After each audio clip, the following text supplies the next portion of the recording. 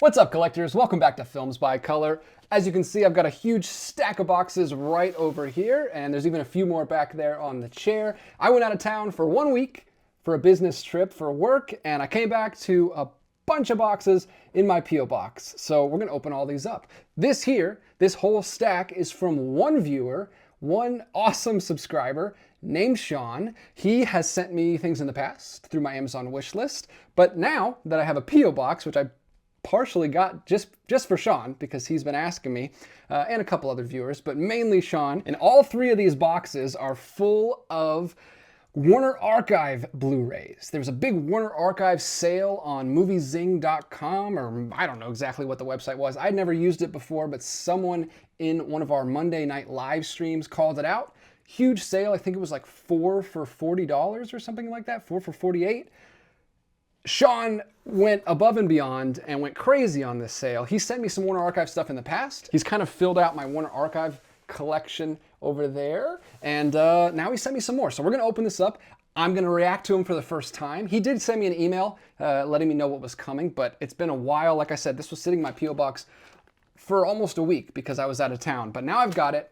Open them all up with you guys here in this video. Hope you enjoy going through all these. I know I'm gonna enjoy it. And I know Grace is too, because some of these are specifically for her. So we'll just go through one at a time and shout out what's in here, starting with the smallest box. I know he did pull a lot of these from my Amazon wish list, so most of these are stuff that I was interested in, but he did send me a couple of his and a couple of his recommendations, so I'm excited. Packaged nicely. Oh, right off the bat, one I'm very excited about. Good family film for the whole family. Warner Archive's been doing a lot of Hanna-Barbera stuff lately, specifically ScoobyDoo. Look at this. I'm a ScoobyDoo kid. Pretty much the only Hanna-Barbera show I grew up with was ScoobyDoo. Started watching it with my grandma. She got me into it when I was staying over with her when I was very, very young. And it's just like a tradition in our house with my younger brothers and my dad. We used to always watch ScoobyDoo, and this is the first ever movie. Well, unless you count the 80s movies, Ghoul School, Boo Brothers, and Reluctant Werewolf. TV movies. This, though, is supposed to be an actual film. Scooby-Doo on Zombie Island, and the Return to Zombie Island. We don't need to talk about that part, but it's a great movie. Terror Time Again, come on. Classic. Classic banger of a song. There it is. Scooby-Doo on Zombie Island on Blu-ray. What a great first pick, and really cool that Warner Archive's doing this. The rest of these are going to be more classics than that. That's a 90s film. Speaking of, next up, we've got Tarzan Goes to India. There's a couple Tarzan movies in here that I'm very excited about. Shawn's actually the one who sent me Tarzan the Ape Man, the original 1932 adventure film, which I love. I haven't seen any of these other ones, though. These are later films with a different... This is not Weissmuller. This is somebody who is not well known enough to put their name on the title. New Tarzan, New Jungle, New Adventure. And of course, you've got elephants, Indian elephants. Gotta have those. It says on the front, the King of the Jungle finds new adventure in a new land, in a fabulous filmed-on-location spectacle in mystic India. That's the really cool thing about watching these old Tarzan movies, is they're all shot on location with like actual animals, which would have been amazing during this time period. Like I hear people talk online, people who grew up with these movies as kids, and it like blew their mind. Tarzan was basically the closest thing they had to a superhero on screen, and you're seeing all these crazy locations and wild animals that you don't get to normally see. There's no internet. You can't just look stuff up like that. So the footage on here is wonderful. And I can't wait to watch through those. And I can't wait to show them to my kids. I'm gonna have to wait a little bit later. I thought about showing them Tarzan the Ape Man from 32, but it was a little too much. I gotta wait till they're older, maybe like 10 or 11. This one, I don't know. This must be the one of the ones that he sent me, Bad Day at Black Rock, a very superior example of motion picture craftsmanship. Well, that is very vague, but it seems like it is a nice little tense crime thriller starring Spencer Tracy, who I'm a big fan of, and directed by John Sturges.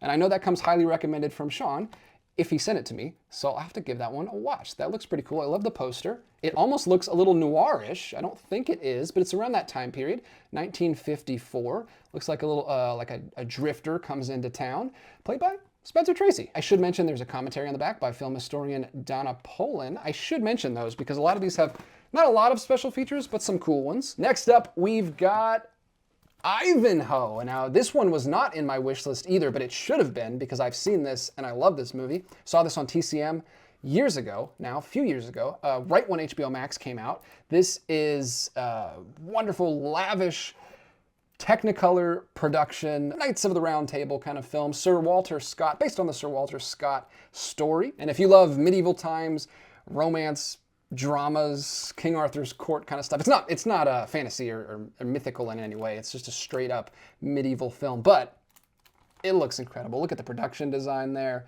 Bright Technicolor filmmaking. I love it. I don't own this, but I do love the film, and I think it's time for a rewatch. Next up, we've got Dinner at 8. This is 1933, and Shawn says it has an all-star cast with Jean Harlow just about stealing the show. Look at that cast. There's a ton of people on the front of there. Another one that I have not heard of, but I love 30s and 40s films. Those are usually a good safe bet for me and Grace to watch when we're just looking for something to watch and we can't really agree on what kind of mood we're in. 30s films are a safe bet. It says a great, serious, at-the-core comedy performed by a once-in-a-lifetime ensemble. So really selling the cast on this one. You got John Barrymore, Wallace Beery, Jean Harlow, and Lionel Barrymore. And Lee Tracy, Edmund Lowe, and Billy Brooks. So great, great cast on this one. And it's a comedy. You can't go wrong. This era of comedy is always fun to pop in with the wife. Next up, we've got The Land of the Pharaohs, another one that I have not seen, from 1955. Shawn said, I think this one was mentioned on the live stream recently, which is very cool. I love doing those live streams with you guys. Every Monday night, we talk about so many movies that a lot of them just go right by me because it's just so much information to keep in my head, so I really appreciate this. It's a CinemaScope and Warner Color film, like I said, from 1955. Shawn knows me, and if you've watched the channel for a while, you know I love this period of adventure film and period dramas. Like I said, we just talked about a medieval times film. Now we've got a more like biblical epic here with Land of the Pharaohs. A Howard Hawks film, directed by Howard Hawks. Can't wait to check this one out. I love biblical epics, and this one, not based on a Bible story or anything, I don't think. I think it's just from that same era with some Egyptian aesthetics going on. Beautiful production design, it looks like, from those pictures. I'm not sure if it's Technicolor or not. I guess it's at least CinemaScope. Oh, it's only 104 minutes. Wow, so it's a short epic, but looks great. I know there's some other epics in here that I can't wait to watch that have been on my list for a long time, but this one I didn't even know about. So thank you so much for that, Shawn. Really appreciate it. It says impressively sweeping in its eye-filling pageantry. Eye-filling, that's a new one. Next up, we've got one that was on my list, Clint Eastwood in Bronco Billy. Another big aesthetic that I like. A little, not really, I guess aesthetic, but also location that I like in film, and I always try to grab.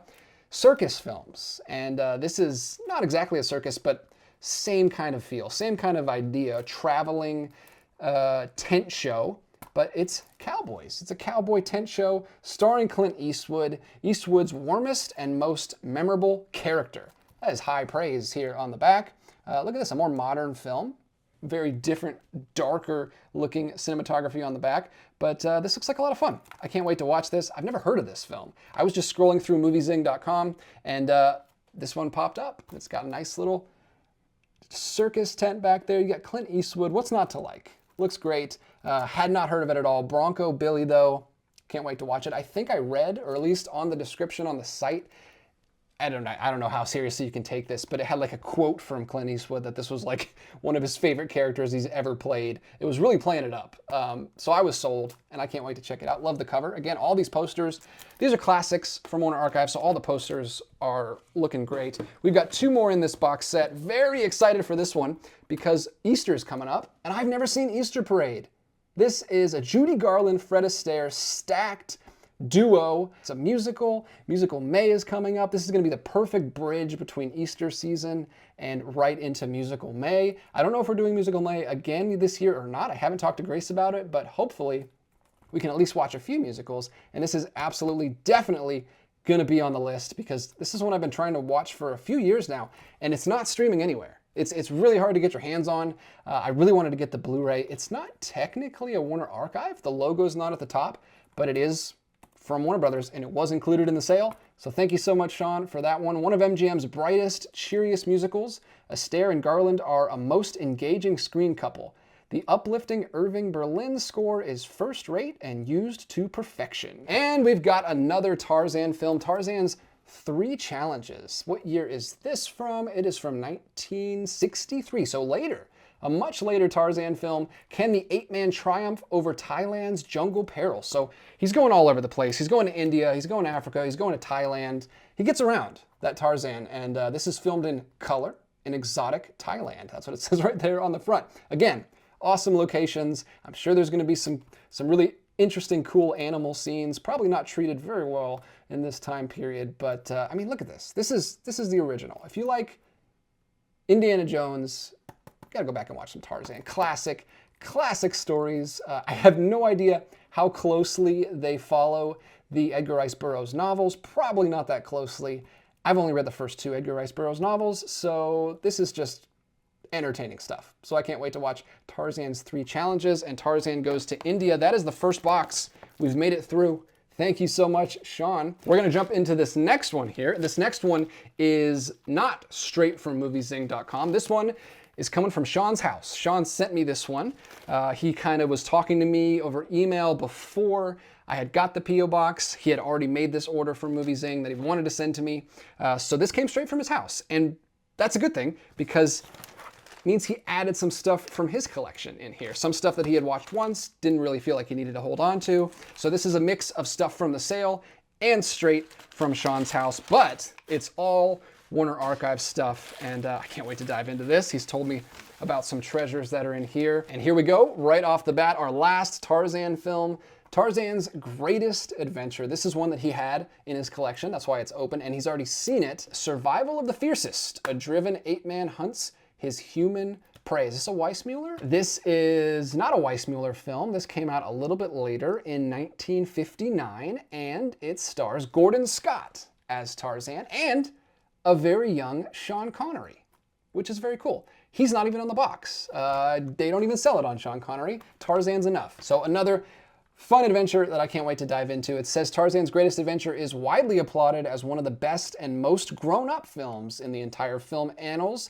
of the Jungle Lord's exploits. So one of the more mature Tarzan films. Next up, we've got The Black Scorpion. This is one I've been wanting to track down and add to the collection for a long time. Not necessarily for the film, although I'm sure that's fun too. It's like a stop-motion adventure horror thriller kind of film in the vein of like a Harryhausen. And that's the reason I wanted to get this. I am a huge Harryhausen fan.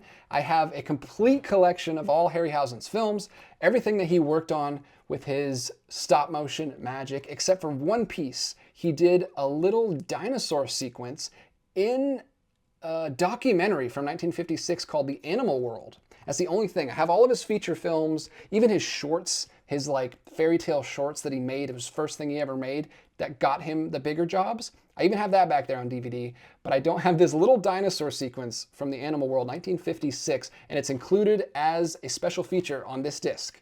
On The Black Scorpion, it also has some other Ray Harryhausen like featurettes, which is very cool. So I had to get this just to complete my entire Harryhausen collection, and I'm sure it's going to be a fun watch too. I love these kind of creature features, especially stop motion, animation. Throw those in there. I'm sold. Next up, we've got another one from Shawn's collection, Hans Christian Andersen, starring the great Danny Kaye.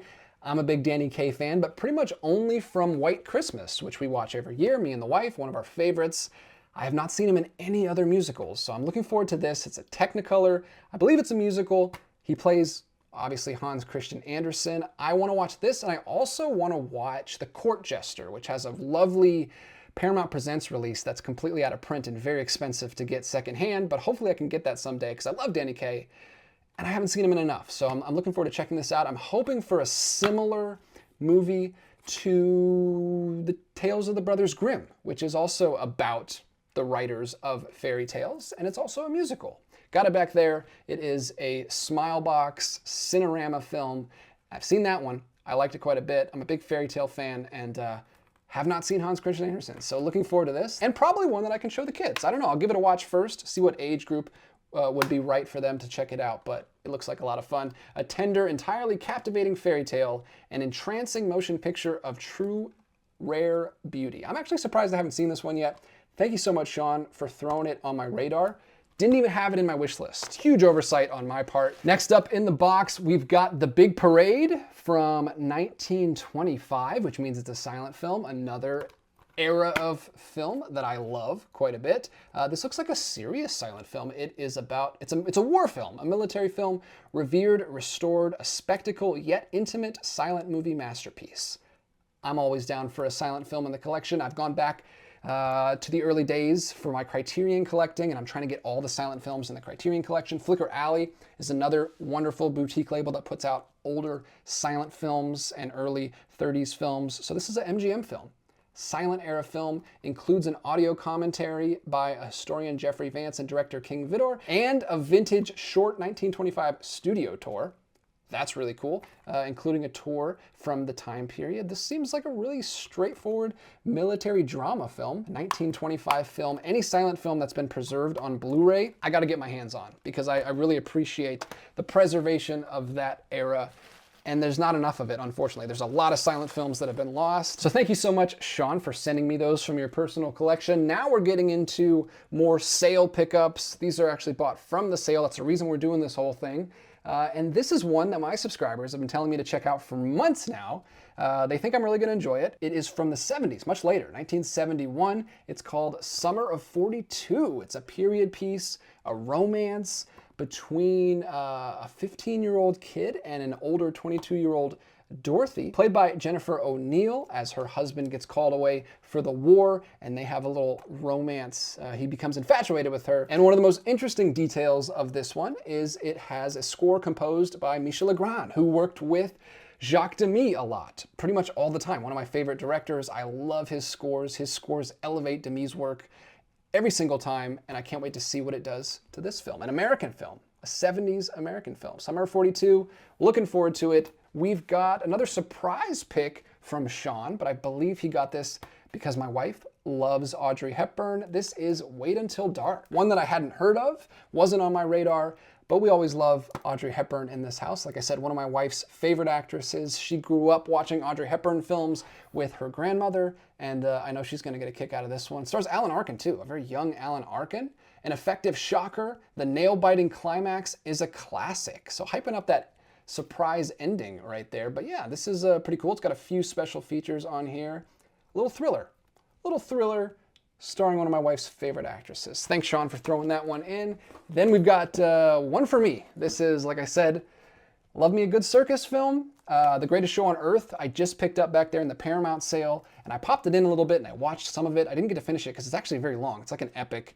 This is another circus film that takes place in the middle of a circus. It's called Jumbo. Another one that I had never heard of until I started flipping through the Warner Archive sale. Stars Doris Day, Stephen Boyd, Jimmy Durant, and Martha Ray. So I don't know a lot about it, but really the only reason I need is that it takes place in a circus. I love that setting for a film, and it seems like that's the reason to watch it, and the cast. They're selling it on the back. They say Day, Durant, Ray, and Rogers, and Hart's songs raise the big top roof. So they're really selling it on the fact that it's a musical and the wonderful cast. What year is this from? 1962. So that should be a lot of fun. There's also a musical short included, and a Tom and Jerry cartoon, and an original overture rejoined to the film. So Warner Archive, not the most bells and whistles on their releases. They're not one of the more extravagant boutique labels, but they do try to preserve the films and enhance them when they can. And I love that they throw in shorts for some of these, because a lot of these movies were shown with an animated short in front of it. So it's really cool that they add that back in. I like to keep that tradition going with my kids. We just did that last night. We watched an animated short before the film that we watched. Next up, another gift for Grace, another surprise one from Shawn. This is Carrie Grant and Betsy Drake in Room for One More. I'm assuming he threw this one in for Grace and me, but especially for Grace because Carrie Grant is my wife's favorite actor of all time. Maybe James Stewart tops him out, but then right under that is Carrie Grant. We just recently watched another Carrie Grant movie that Shawn sent us from Warner Archive. It's called Mr. Blandings Builds His Dream House. Really, really fun comedy from the time. And this is another one starring Betsy Drake. Happy picture, happy people. Make room for the broadest grins and your longest laughter. It's all about a fellow who made room for the girl he loved and forgot to lock the door. What in the world does that mean? With a household full of children, will the missus take Carrie for granted? That's a great tagline for a Carrie Grant film. That's amazing. Another comedy film, another safe bet to pop in whenever Grace and I need a quick watch on a weeknight. And Shawn says it also includes 1952's Feed the Kitty, one of the greatest and funniest cartoons ever, in his opinion. So that's very cool. There's a short included on the back of that one as well. Then we've got two more here. Another musical, maybe gonna pop up in Musical May. In the Good Old Summertime, another one that I wanted that was on my wish list, starring Judy Garland and Van Johnson. This is just a musical I've heard about for a long time. I don't know much about it, but it's kind of one of the ones that has stood the test of time. People talk about it quite a bit. Garland at her most captivating, it says on the back. I mean, when is she not? That's kind of a bold statement for Judy Garland. Looking forward to that. I have not seen enough. I love musicals, but there's hundreds and hundreds of musicals, and I just haven't seen enough. So I've got to fill out that letterbox list. And In the Good Old Summertime, Technicolor film. And then the last one in here is one that Shawn himself has been hyping up quite a bit. He wanted me to add it to my wish list, but I couldn't find it on Amazon for some reason. So thankfully, Movie Zing had it in stock. It's The Yearling. The Yearling's a great book that I read a long, long, long time ago. Very sad book. Old Yeller vibes. He takes care of this deer that he finds in the woods, and like most animal films, it doesn't end very happily, but it stars Gregory Peck and Jane Wyman. It's supposed to be a very good adaptation of the book, I think. I don't know how many people are comparing it to the book, but it says a remarkable film that is truly for the entire family, which Shawn knows. You guys know I love family films. I try to show my kids as many films as I can from earlier periods to keep them well-rounded and just to give them a broader sense of cinema to grow up with, because that's not how I grew up. And I always wish I did, and I'm playing catch up, and I don't want my kids to have to play catch up, so I'm gonna show them this stuff relatively soon as I can. Like I said, this one's a little darker, so I'll have to wait till they're a little bit older, but looking forward to this one. I also have been in the mood for this period of American history, this kind of frontier, going out west, Little House on the Prairie period. I got a craving to watch something like this, so I'll try to pop this in soon. It also includes a Tom and Jerry cartoon from 1946, the Oscar-winning Tom and Jerry cartoon, The Cat Concerto, which I'm very happy to have on disc. I may have that one in the Tom and Jerry collection that I have on Blu-ray, but I'm not sure. And that's one of the biggest that's the one where they're playing the piano. One of the biggest, probably the most famous Tom and Jerry cartoon, won the Oscar that year, so I'm glad I have that on disc. If I didn't already, that is box number 2. We've got another smattering of films from all the decades, and looking forward to checking those off the list. Really filling out the Warner Archive collection this year. Can't thank you enough, Shawn. But we're not done yet. Hey, what's up guys? Just popping in here while editing to let you know that I'm gonna have to split this up into a few videos. There's a lot of movies to go through, and I don't want these videos to be too insanely long. I will get part 2 up as soon as I can, so I'll see you over in that video. Thank you so much for watching, liking, and commenting on this video. I really appreciate it, and until next time, keep collecting.